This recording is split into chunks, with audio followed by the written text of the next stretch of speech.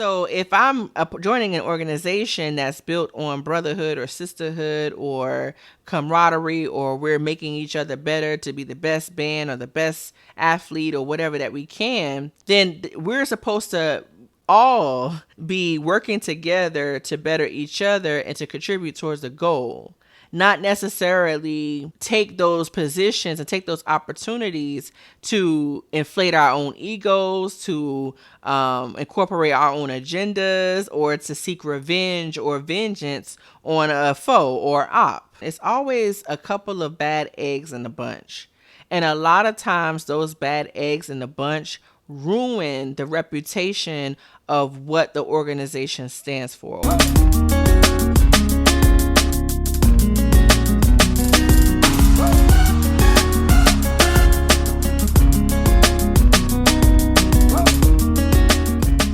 Hey guys, welcome back to another episode of Pretty Suited Podcast, where we discuss real topics through the lens of some of the most iconic figures in our culture. I'm your host, Lauren A. First, I would like to say rest in peace to Caleb Wilson. If you are not familiar with his story, he was a college student out of Baton Rouge, Louisiana, who was allegedly murdered through some hazing practices as he was trying to cross into the fraternity of Omega Psi Phi Incorporated. Unfortunately, stories like this happen tragically all the time. This episode will touch on some of the similar emotions that are tied to unfortunate events such as Caleb's. First, I'd like to say that the idea of you joining a group or an organization or just a collective of people normally starts when you're young. Usually it begins somewhere in the sandbox where your parents or family members are telling you to go play, to make friends, to socialize with other people. And that's a necessary skill, you know what I'm saying? Because those are actual developmental milestones that each child must undertake in order for them to just progress successfully. So we understand that if you are born an only child, or even if you are a child with a sibling, you have to learn how to socialize with others. So the first concept is usually within some kind of daycare or the kind of sandbox, just to see how you are able to socialize and make friends with others. And then after a while, you start to see the idea of groups. You start to see the idea of belonging to something else. So whether it's your siblings or your parents, start to introduce you to concepts of being a part of a group. Whether that is sports, it can be any kind of clubs or organizations while you're in school. It could be FBLA, it could be Student Government Association, anything that where you had to get along so that way others can accept you in the group that they're in.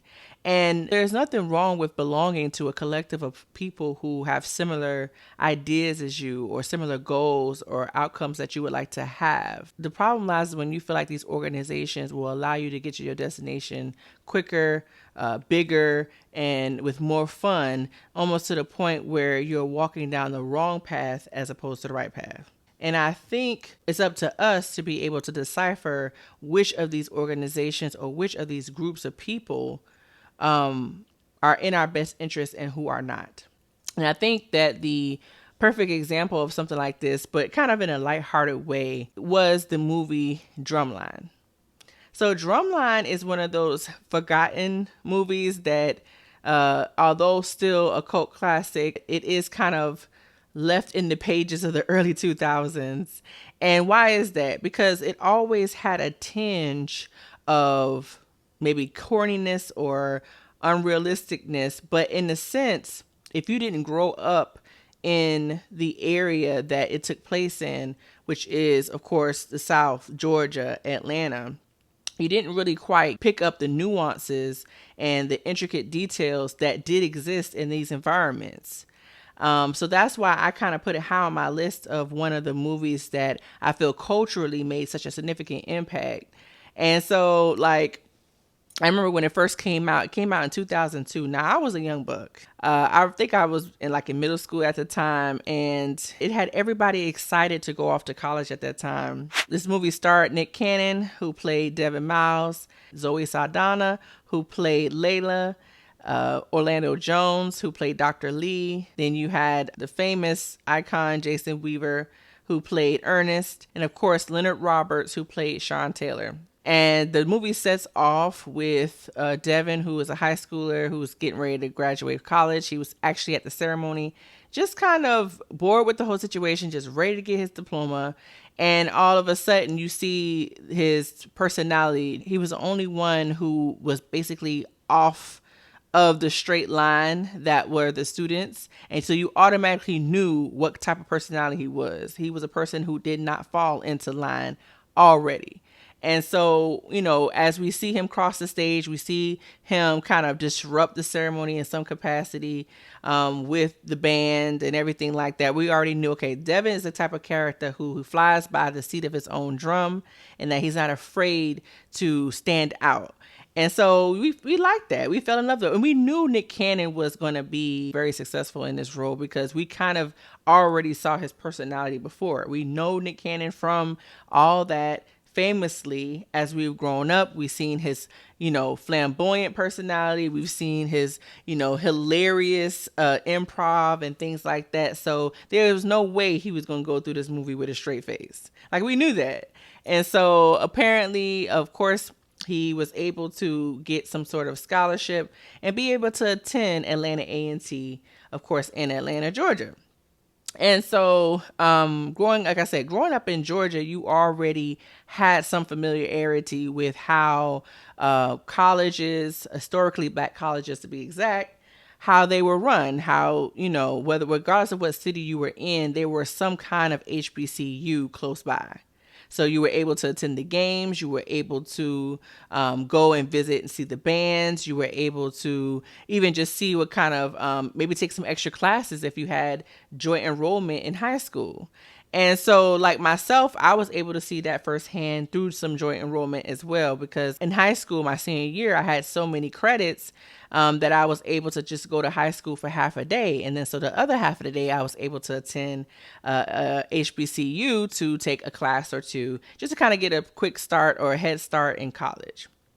And so off rip, you kind of see the culture of a HBCU, how it is, of course, historically black college. And so you saw these black people just thriving, going to class, taking care of themselves, dining, joining organizations, developing groups and community activities. And, you saw all of the excellence that they were striving to be.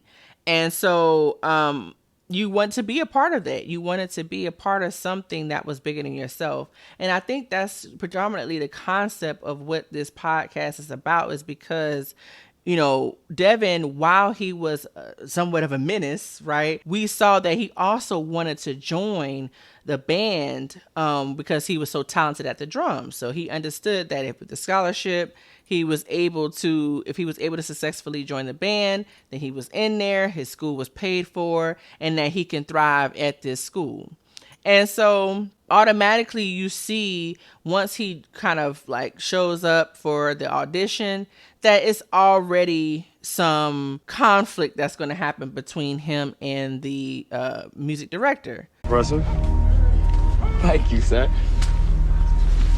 What I like most was, instead of making Sean look bad, you made yourself look like a jackass. Let's take this from the top, and this time follow me.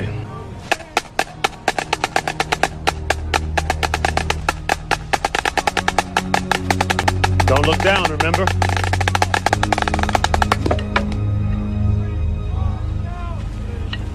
You have to learn to follow before you can lead, Mr. Miles. And Orlando Jones, you see how his mind just works and how he thrives off the technicality of band. He thrives off of the technicality of music, how it's supposed to be played, how it's supposed to sound. And, kind of like an old school approach, you already know that him and Devon are going to clash, because Devon is that type of person who's going to bring out the new. He's going to go against the grain. And so with that, Dr. Lee was able to recognize Devon's talent, but he also understood that his lack of discipline or his lack of ability to play along with others, be a team player, was going to be his downfall. Dr. Lee's protege, I guess you would say, Sean, he was the type of person who had the same sentiment as Dr. Lee, where he knew and almost was disgusted by Devon that he just was so out of line with and wasting so much talent based off of his behavior. And so he knew that in order for him to even progress and become director himself someday, that he had to fall in line and kind of take up the same thought processes as Dr. Lee.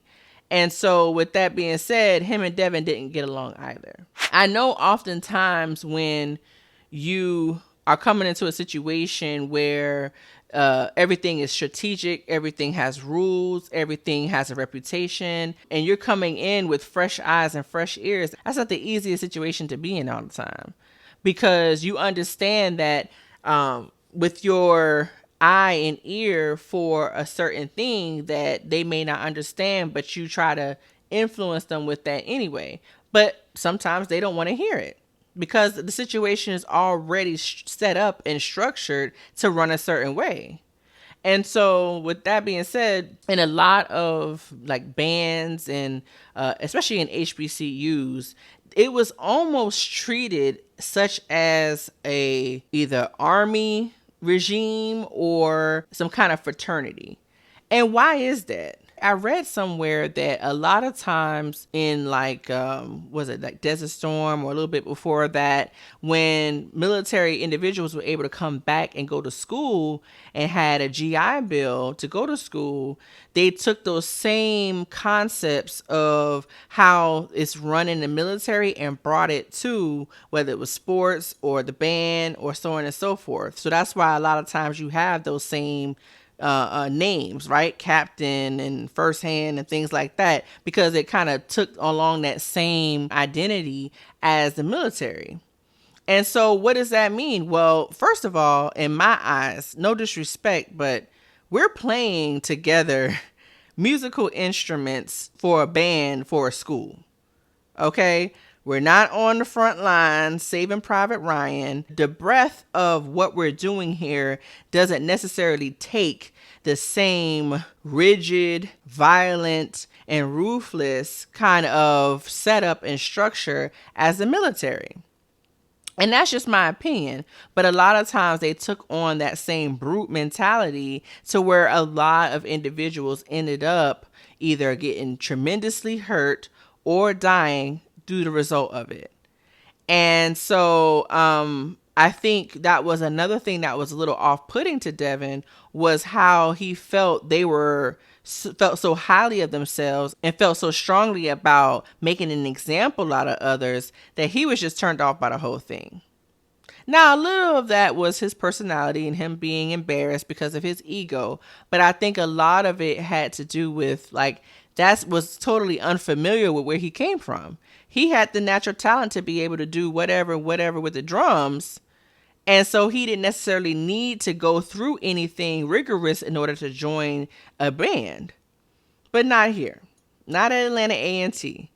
It was ran in a way that, yes, you have the ability to have a scholarship because you are good. You still have to earn your keep here. And so while there's nothing wrong with that, and in this movie didn't necessarily showcase a lot of strenuous things to, for them to prove themselves, but it did kind of touch a little bit on it, right? Why was he late? Guess he overslept. Well, why didn't you wake him? I'm not his mother, sir. I asked Mr. Miles why his roommate was late. He says he guesses he overslept. I asked why didn't you wake him? And he says he is not his mother. Section leaders, what is our concept? One band, one sound. When one of us is late, we are all late. When one of us looks or sounds bad, we all look and sound bad. Now I want 10 laps from all those who are not their roommate's mama. For example, the scene where they were holding out the sticks in the rain on the wall, kind of to, I guess, build endurance, but you're out there in the rain. I'm talking about it wasn't even just drizzling, it was pouring raining. So now you're putting the people at risk for pneumonia and things like that. But I think the point of that scene was to show, okay, if you're going to be holding the drums, if you're going to be holding these large instruments and doing different kind of routes and cadences on the football field, you need that endurance. It's not something that you could just outright do walking off the street without much practice. So I guess, again, that's a fine line that happens where preparation meets brutality. And so in this situation, we kind of identified and we empathized and we actually were okay with those kind of scenes because we understood that in order for you to be a part of something great like that, that actually took endurance to do, then you kind of had to go through some of those things. However, again, in a lot of real cases, those things, those trials, those exercises did go overboard and people's lives were lost. One thing I did like about that movie too was that it did show that everybody came from different places. You had Jason Weaver's character, who was very different as well in how he carried himself, but he knew what he wanted to do. And he actually joined, I think it was a band fraternity at the same time as joining the band.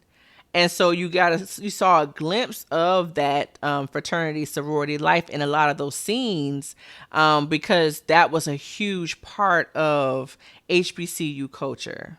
You were able to be at those parties. You saw them strolling the lines. You saw the dances. You saw the teamwork. You saw all of the things. You even saw a part of what they were founded on and them doing community service, resources, and things like that actually helped the school or the community as well. But again, it all goes back to the sense of belonging, because in a lot of these situations, while people come from different places, everybody's experiences with groups are different.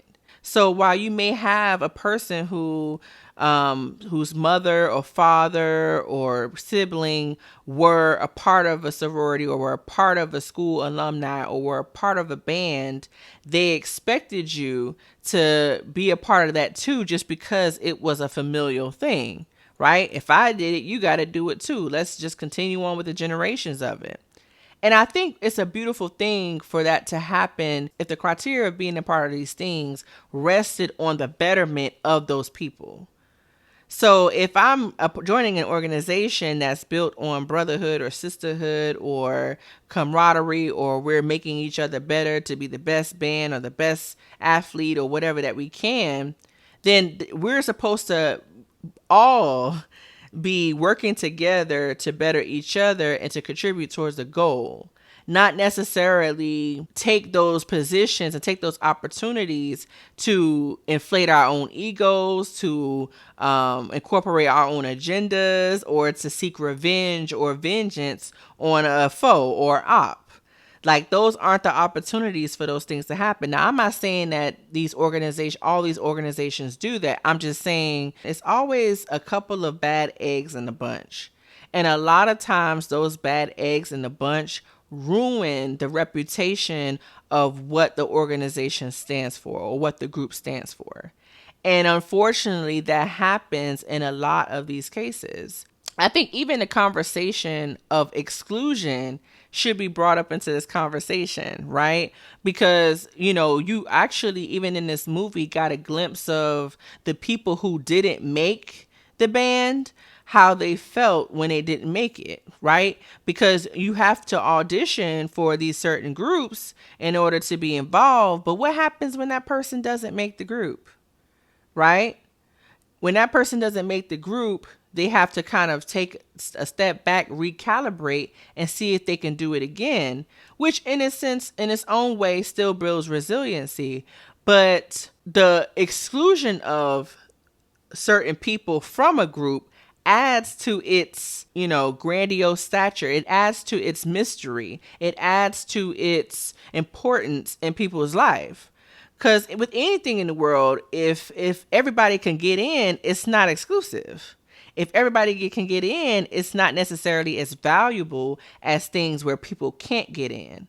And I think that happens a lot of times in these particular groups too, where the exclusivity is actually the gold that stands out to others, oh my gosh, I can't join this. Oh my gosh, it requires a 4.0. Oh my gosh, it requires this and that in order to get in.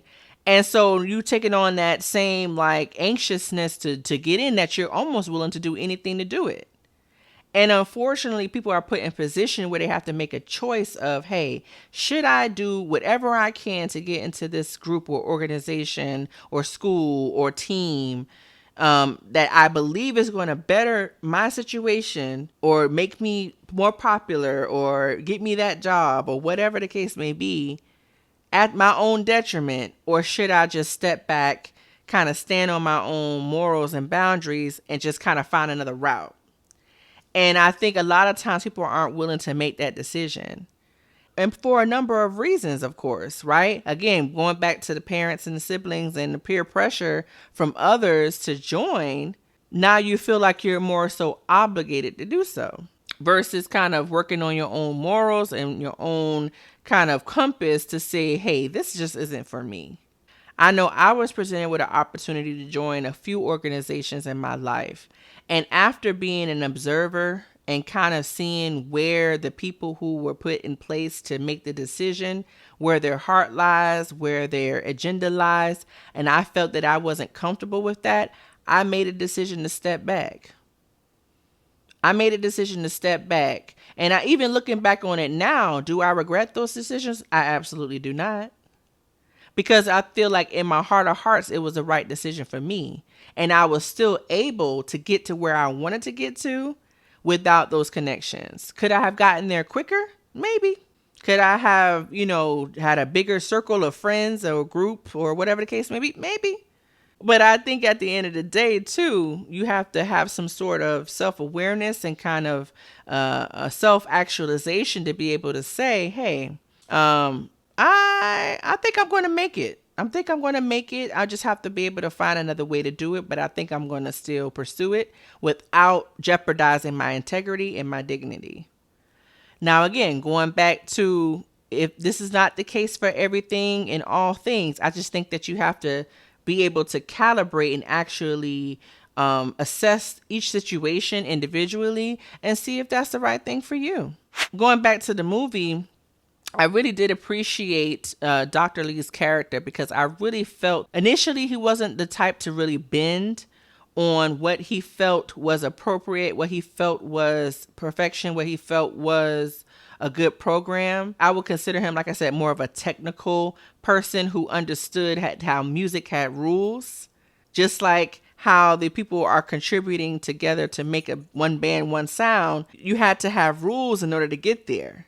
The trumpet just can't just go off and do his own thing because he felt like it, because it's not going to contribute to the sound. And so I can respect that thinking. However, I think what I did like was his character development and how he was able to adjust, because he understood that Devon did bring a certain freshness to the sound and kind of like modernize it to where he could incorporate both old school and new school tactics to make a really good song, to make a really good performance. While it took a while for him to adjust, he was able to bend a little bit. Once he understood, like, hey, look, although my technical and old school way was successful in the past and is what I know, it may not be the thing that can carry me to the future. It may not be the thing that can carry me to the next step. So how can I collaborate with my team in order to do something that can take us to the next level? And I felt that him just kind of understanding Devon and Devon compromising and understanding Dr. Lee and how he can work under him to be better, they were able to successfully come up with something to beat the classic at the end. Did they beat the classic at the end? I think they did. Rather than just go the complete opposite and just throw all the rules out the window and just do what was trending, just like they was doing at Morris Brown.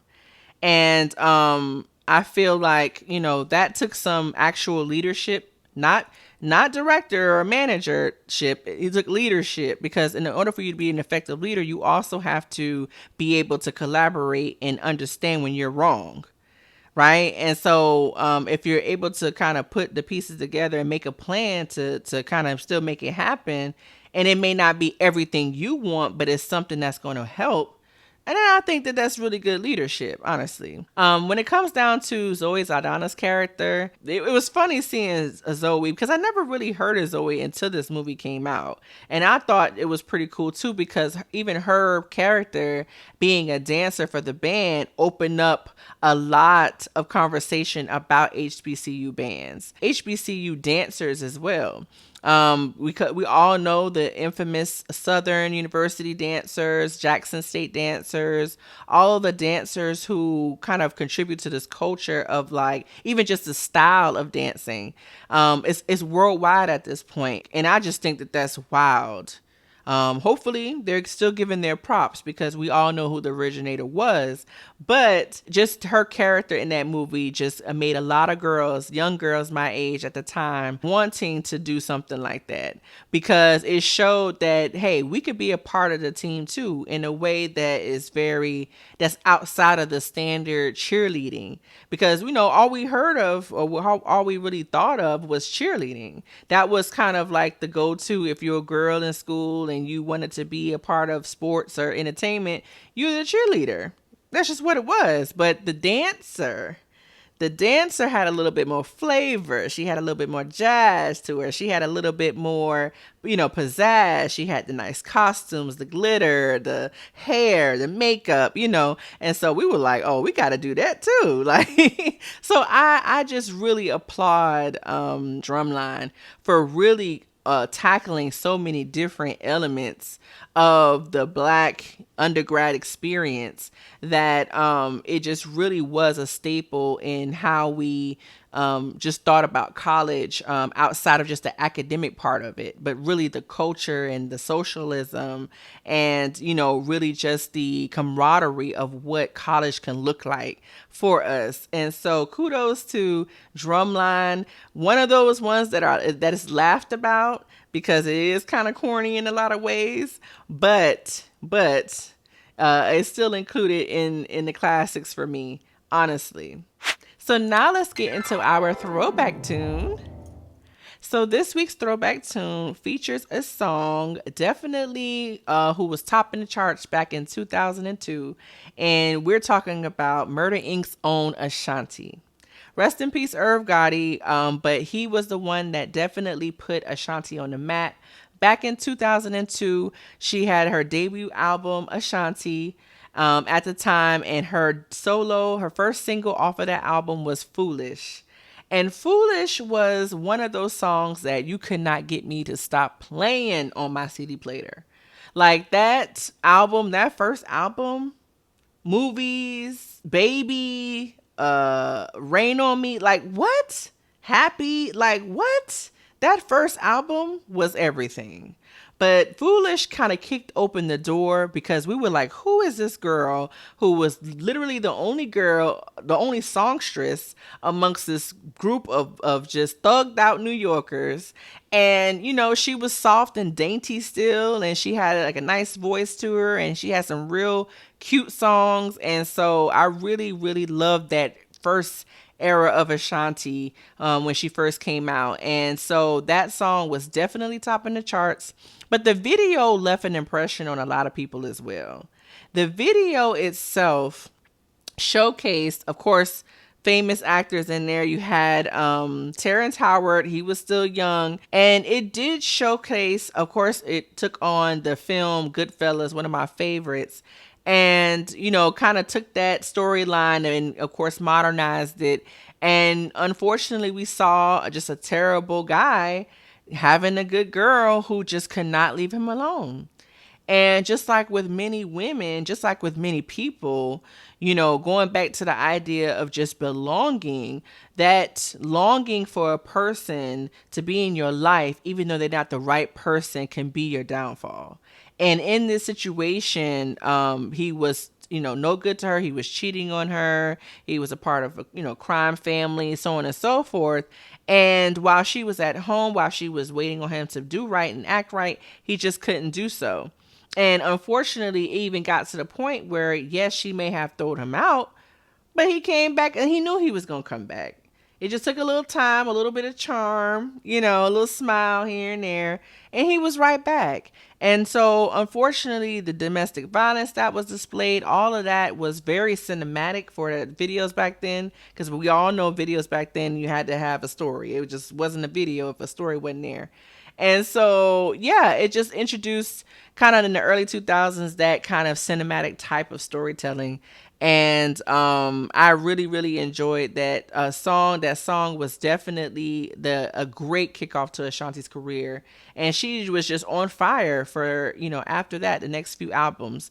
And again, the Murder Inc. kind of like emblem and just how the history of Murder Inc. and how it came about and just how it was able to produce so much talent and so many hits during that time. Irv Gotti definitely left his mark on the industry, and rest in peace to him.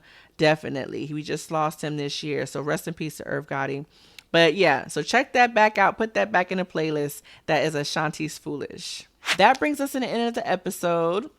That was cute, short and sweet. Again, rest in peace to Caleb Wilson. And my condolences to his family. But I appreciate you guys watching. Don't forget to like, share, and subscribe. And I can't wait to see you guys again. Until next time, you cannot manifest the life you feel like you don't deserve. So create the life that you want and look to the sky for grace. Bye-bye.